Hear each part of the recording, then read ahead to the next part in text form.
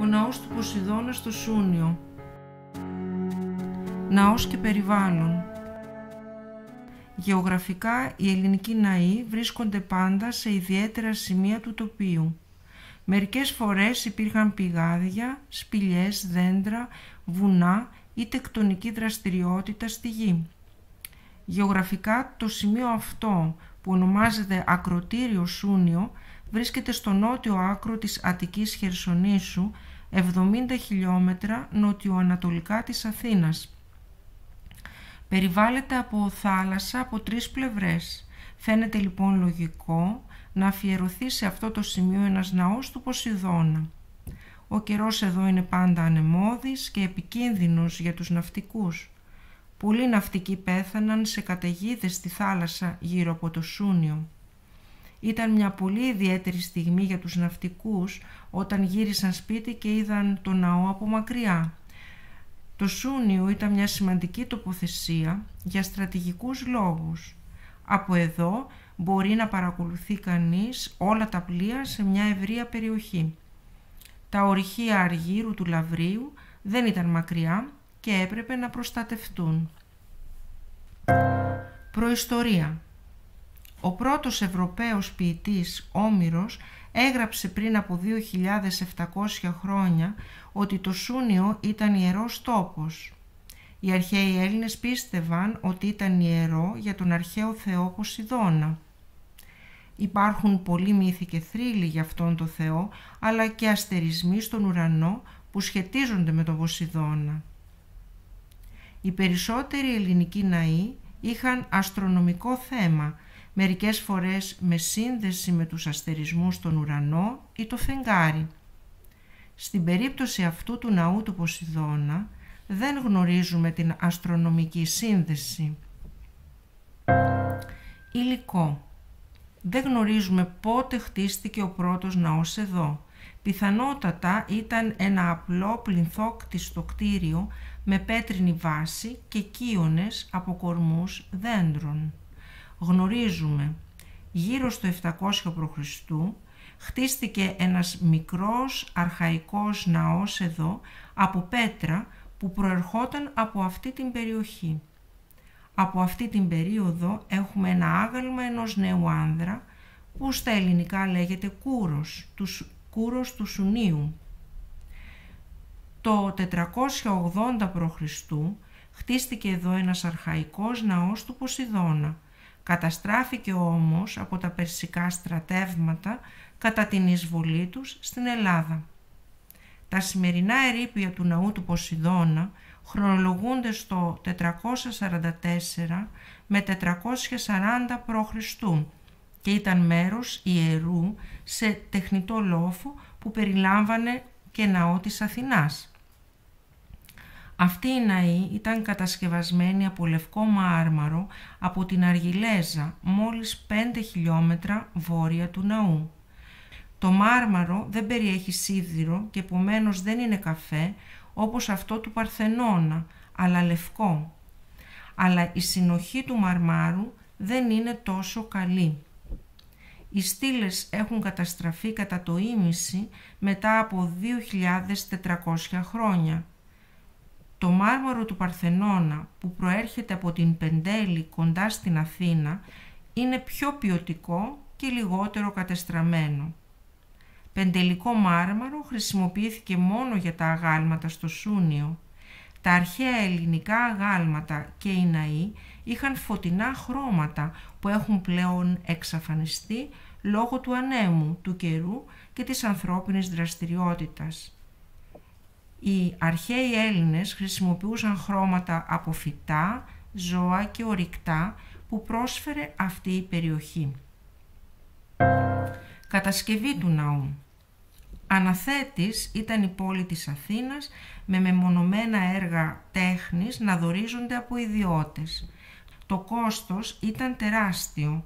Μια στήλη θα μπορούσε να κοστίσει έως και 40.000 δραχμές, που αντιστοιχεί στο σημερινό ισοδύναμο σχεδόν 2 εκατομμυρίων ευρώ, αν το μεροκάματο ενός τεχνίτη εκείνης της εποχής οριστεί στις 2 δραχμές.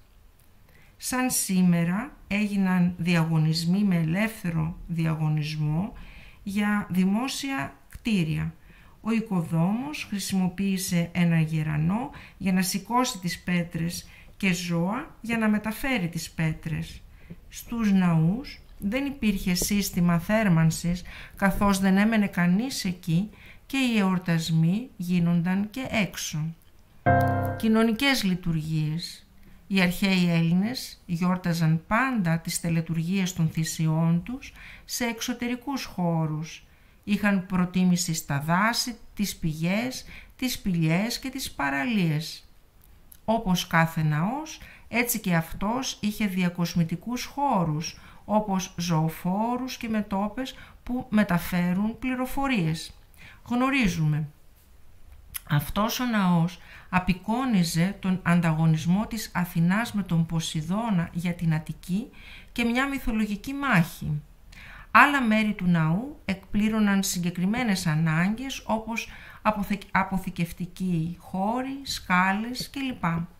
Οι ναοί ήταν βασικά απλώς οι κατοικίες λατρευτικών εικόνων και υπόστεγα εργαλείων για ιερατικές προμήθειες, φιγούρες θεών, κρεοπολία, θυμίαμα. Οι ναοί ήταν ουσιαστικά μικρές εταιρείες, πουλούσαν λατρευτικά αντικείμενα, γίνονταν γιορτές και συγκέντρωναν χρήματα για αυτά. Όταν το εισόδημα αυξήθηκε, προσλήφθηκε περισσότερο προσωπικό. Κατά τη διάρκεια του Πελοποννησιακού πολέμου χτίστηκε γύρω-γύρω ένα φρούριο. Οι ναοί ως αρχιτεκτονικά συστήματα. Ένας ναός μπορεί να περιγραφεί ως αρχιτεκτονικό σύστημα. Πολλά εξαρτήματα έχουν καθαρά τεχνική λειτουργία, για παράδειγμα συνδετικά στοιχεία όπως παραδείγματος χάρη σιδερένια στηρίγματα και πύρη. Οι κολόνες κατασκευάζονταν από μπλοκ που ονομαζόταν τύμπανα, που συγκροτούνταν μεταξύ τους με μεταλλικά μέρη. Ένα βασικό τεχνικό πρόβλημα κάθε αρχιτεκτονήματος είναι η δύναμη του φορτίου. Είναι μια δύναμη που οφείλεται στη βαρύτητα. Τα πάνω στοιχεία και η οροφή είναι βαριά λόγω της βαρύτητας. Υπάρχουν λοιπόν φορτία που πρέπει να υποστηρίξουν οι στήλες και άλλα μέρη.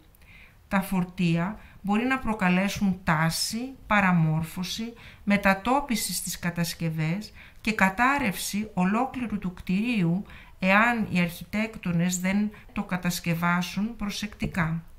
Οι λύσεις των αρχιτεκτόνων απαιτούν μαθηματικά, φυσική και γεωμετρία.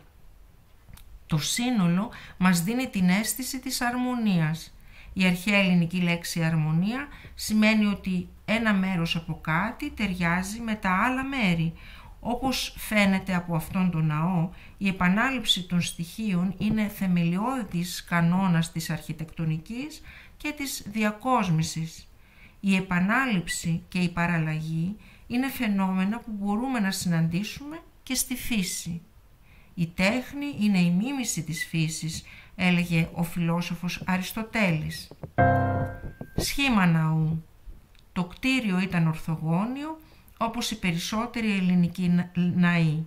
Οι περισσότεροι τύποι κτιρίων αναπτύχθηκαν από μια αρχική μορφή που ονομάζεται μέγαρο, ένα απλό ορθογώνιο κουτί χωρίς παράθυρα και χωρίς κολόνες και ξύλινη στέγη.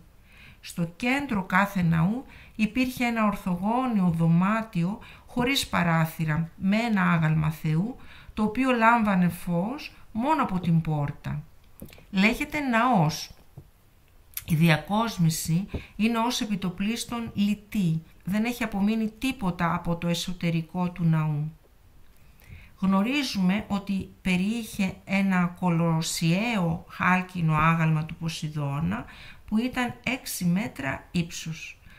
Ο συνολικός αριθμός των αρχικών στυλών ήταν 36. Οι στήλες είναι δωρικού ρυθμού.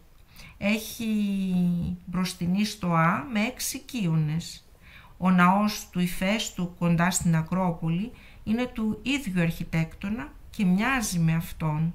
Οι κύονες είχαν ύψος 6,10 μέτρα και διάμετρο 1 μέτρο στη βάση και 79 εκατοστά στην κορυφή.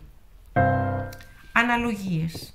Προκειμένου να σχεδιαστούν αρμονικά μεγάλοι αρχιτεκτονικοί όγκοι, έχουν αναπτυχθεί μια σειρά από αισθητικές μαθηματικές αρχές. Οι αρχιτέκτονες χρησιμοποιούσαν συχνά τη λεγόμενη χρυσή τομή. Υπήρχαν και ειδικές μαθηματικές αναλογίες που χρησιμοποιούνταν στους ναούς του Δία, του Απόλλωνα και άλλων θεών.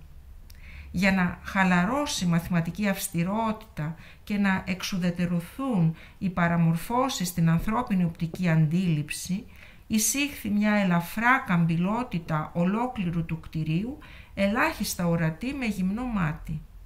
Οι αρχαίοι αρχιτέκτονες αναγνώρισαν ότι οι μακριές οριζόντιες γραμμές τείνουν να δίνουν την οπτική εντύπωση ότι κρεμούν προς το κέντρο τους.